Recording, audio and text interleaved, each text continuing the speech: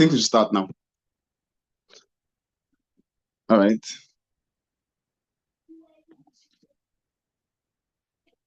Good evening, everyone, and welcome to another episode of Review with Kaizen, or Book Review with Kaizen, right? We'll be reading The Outliers by Malcolm Gladwell, and we are on chapter 9 of this book. I think that we've done very well, and so far I've enjoyed it. I hope that every other person that's reading this book has been enjoying it as much as I have. I've been very intentional about making sure that I read every part of it, so it's been good, right? This week we are reviewing Marita's Bargain, and Toib is the one reviewing this chapter, obviously, but I'm just going to, say one or two things before I give him my invisible mic for him to continue. This particular chapter is talking about the academic system and comparing it to what people think it should be and what it actually is and what people actually need, right? Marita was the main person of character in this book because I don't know why, well, because she came from it was comparing people from different housings and different backgrounds and all of that, and Malcolm chose her for the obvious reasons or for his reasons best known to him. So I'll just tell you if you're ready, are you there? So I can just give you the mic and probably not just steal your show this evening. If you're there, please just say hi so I can. Okay. Yeah. It's our show already. All right. So let me hand over to you because I just finished reading not quite long, so I'm still eager about it. So let me just please take by all means, you have the floor. Tell us what and all the sweet things that's inside this chapter and everything you've learned and how you can relate to them so that we can all drink from your tank of your well of knowledge. Thank you. Your mic is muted. You can start now. Okay. Am I audible enough? Yes, you are. You're audible enough. Okay, thank you very much for having me this evening again.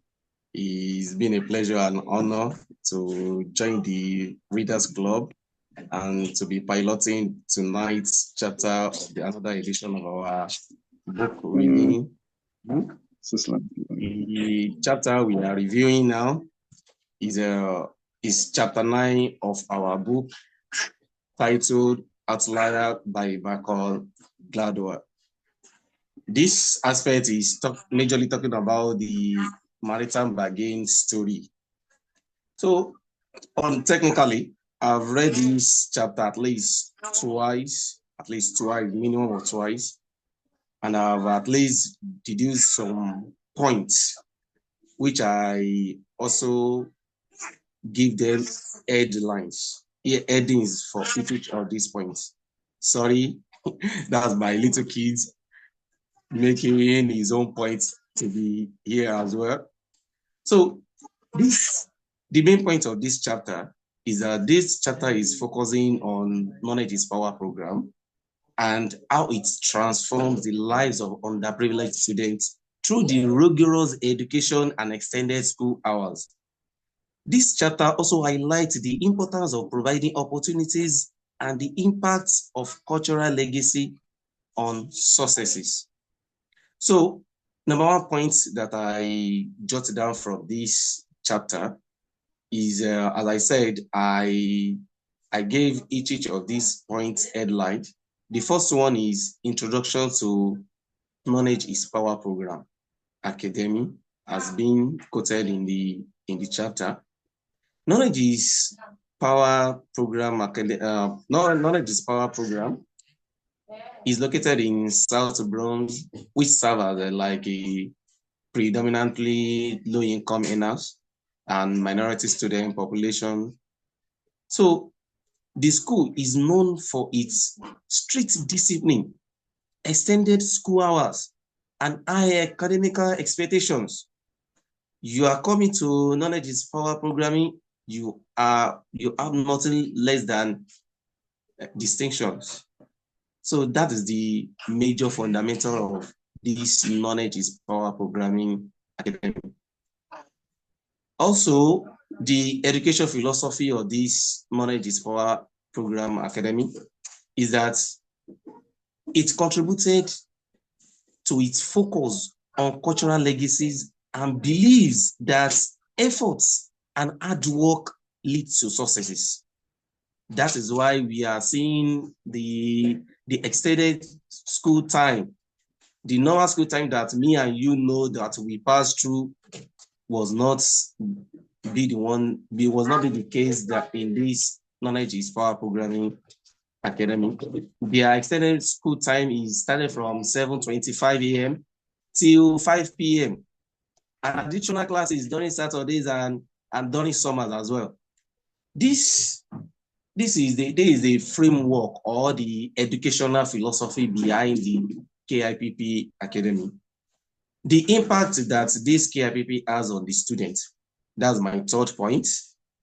The KIPP shows a remarkable improvement in academic performance, particularly in mathematics. Yes, it's being quoted like that in the chapter. This extended learning time allow for a more relaxed and thorough approach to teachings and enabling students to grasp concepts deeply. So this is one of the impacts that this KIPP has on the students.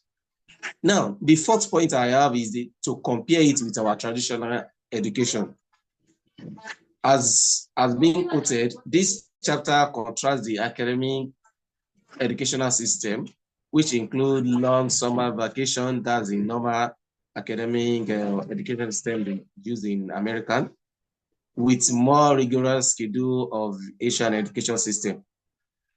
But in this KIPP, it's bridged the gap between the wealthy and poor students, and which is the largest problems or the dominancy of our general educational system. So the last point, I mean the fifth point, which is talking about the Marita story. This chapter tells us little story about of Marita. Marita is one of the KIPP students whose life is transformed by the school demanding schedule. Despite the challenges, Marita's dedications and support from KIPP provide her with opportunities that would otherwise be unavailable if she is not the student of KIPP Academy. To cap it generally, Malcolm Gladwell emphasizes that success is not just about individual talent, but also the opportunity provided. Malcolm also advocates for a system that offers opportunity, equal opportunity to all students, regardless of their social, economic, or backgrounds. One of the key takeaway I want us to take from this chapter, I would like to rush it because of my environment and the situation currently. One of the key takeaway I want us to take away from this is that this chapter illustrates a structured support and extended learning opportunities, which can significantly impact every student's academic successes and future prospects. Thank you very much for having me. I hope my little summary is not too short. Yes, it's open to contributions, additions, and all that. Thank you very much. Thank you, Lukman. Floor is yours. Thank you very much. Thank you very much for that. No, it wasn't sure, it was fine. Thank you all for that. So you know how we do it. If you have any contributions to make, you have anything you want to share with us, you want to share your own 2 cents or whatever you got from this chapter, please raise up your hand. We'll have you unmute your mic and we'll take your contributions and your summary or your inputs, whatever it is that you have to share with us concerning this chapter. You are here to have it. That's why we're here tonight. All right. So while we wait for anybody that's interested to share their own 2 cents, I'll probably just, give like a run through of my own perspective of this chapter, right? So the KIPP, I call it KEEP, right? I don't know. The KEEP program was knowledge and power program. It was it felt like a prison system, right? Where the way they described it, it was it was a typical prison system, but with school, right? With when it was just kids involved. I mean, even Marita also mentioned it. She said when they told her to sign the the form for joining the program, she thought twice. She was like, this thing. I'm not sure I want to get involved with this, right? But her mom was there, and I'm just guessing somehow in my mind that she was black because I mean, your mom is there and you want to sign a form to go to school and you're doubting it, my friend. Just sign it and move on, right? So she signed it, and she started, right? She started going to school. She she had to wake up, she had to stay go to school for long hours. So the way KEEP program is designed, it was designed to actually not I will not say combat the summer program that they have. So abroad, right?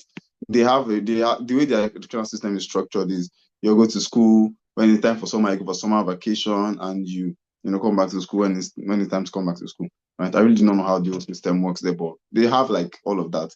So the key program is actually saying that they give children too many free times. Ask, can you all hear me? Okay. Yes, The we key can hear program you. is actually the key program is designed to actually help, it was designed because they felt like children had too many free times on their hand, right? They needed to make children study more because when they study more, they become better. And the in the low housing income, so we all have the low system, the high system, the middle class, and the high system. The high is the rich and the wealthy, right? Those guys were opportune to go to school, go to the best schools, get the best access educations. And when they're not in school, they also have if they are also lucky to find themselves educated some one way or the other. Take this guy for example. This Michael, what's his name? Is it no, not Jeff? Oh, was the guy, the Microsoft guy? His name skip my head right now. He Bill he Gates. was from a rich family. Bill Gates. Bill Gates. Thank you. He was from a wealthy family, right? He was going to school, and when he was not going to school, he had access to computers. I mean, because of the opportunities that he had, is one of the reasons why we have Microsoft today. Malcolm also said something towards the end of the book. He said, if if we had 100 children that had the opportunity that Bill Gates had, how many Microsofts would we have today? Right? Technology would not be. I mean, technology will not be where it is today. It is good where it is, but I mean, if I had like 10 Bill Gates and 10 Elon Musk and all those guys, like we had them in excess, we would not be where we are today, right? So the key program basically was just saying that okay, children do not have and they don't get enough time to study. Although some philosophy also say that they are overloading children with too much books and they need time to actually be children, right? But the founder of the program, well, they wasn't buying the idea. He felt like they needed to do more, especially for the low housing income. So what he did was the program was designed to bring children in, give them long hours, keep them occupied for a long period of time, and engage them with activities even outside school. They also had to come to school. They also had to come to school on the weekends, do a few hours on the weekend. I think 8 to 12 or 8 to 1 on Saturdays and all of that, right? So it was just designed to just keep them busy all the time. Apparently, one of the tests or the things that they were looking out for was you know, as children, when you sit too long, when you're just in school reading, you get tired, you get exhausted, you tend to become restless, and all of those things together, where it was a way of training them and imbibing the culture of, when you keep hammering at something, you eventually get it right, right? And the key program was a wonderful program. It transformed a large percentile of the people that attended the school. He increased their chances of success and put them on a very higher percentile compared to the children that were from the high family and all of that. So it was a good one, and there was a lot about it. So if anybody wants to step in, want to say anything, please feel free to come and tell us.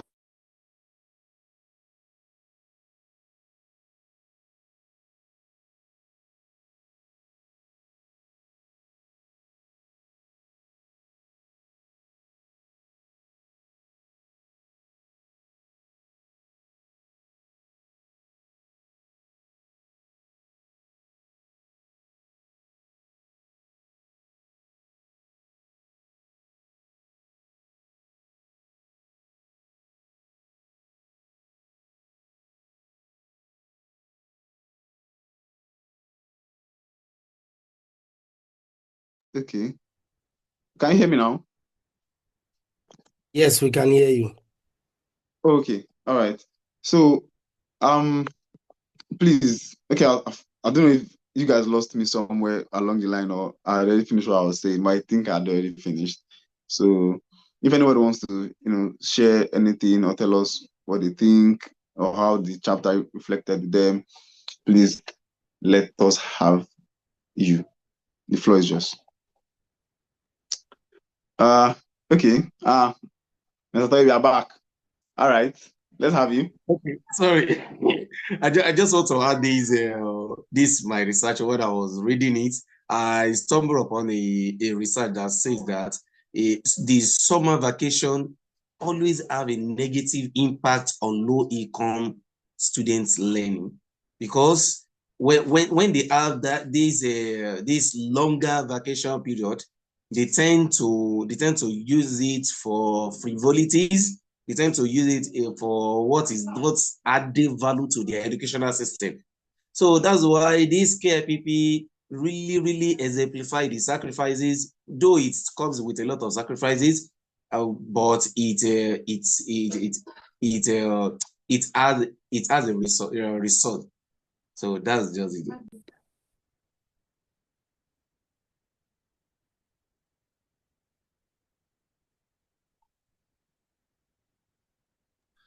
Yes.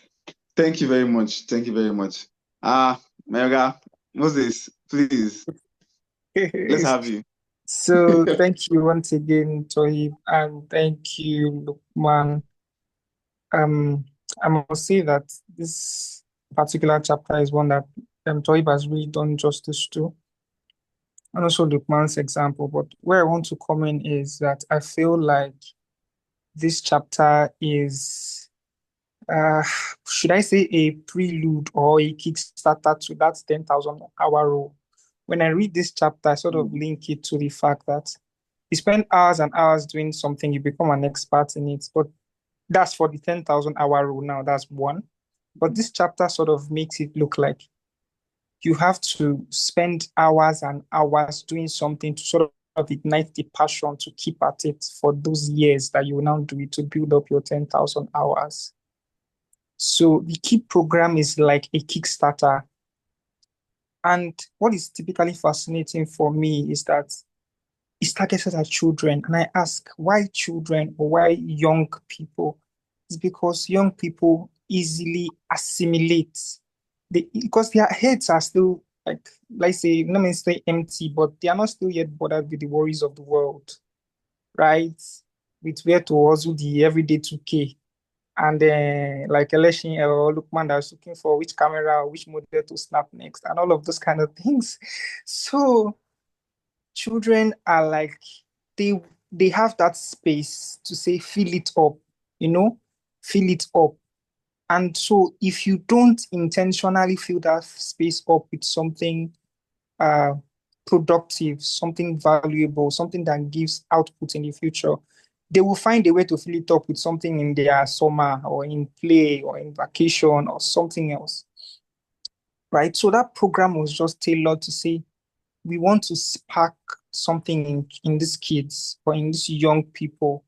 And I find that very relatable nowadays in now because people are, going for especially in let me use football. There's a lot of so many young academies that all these future Messis and future Ronaldos are trying to push their children to say, okay, go and play this tournament, go and do this because everybody's seeing that football is a thing. And then if you start young, you're able to build yourself up to become somewhere at maybe a couple of years' time. And I think that is like a model that that Malcolm Gladwell is trying to underscore to say those guys at their young ages, they are trying, or this keep system is trying to imbibe in them that culture of sparking up something that is that would eventually turn out to become something great in the future.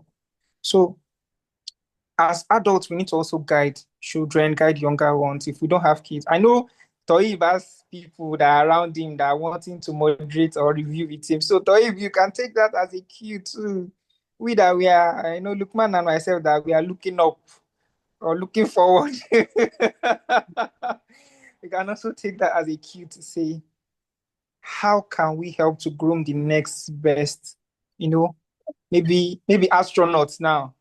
And then what keep Mhm. system is around that we can always channel these young ones towards so that they can be in the loop. They can start having that spark of maybe interstellar stuff or planetary stuff or whatever it is that just comes to mind.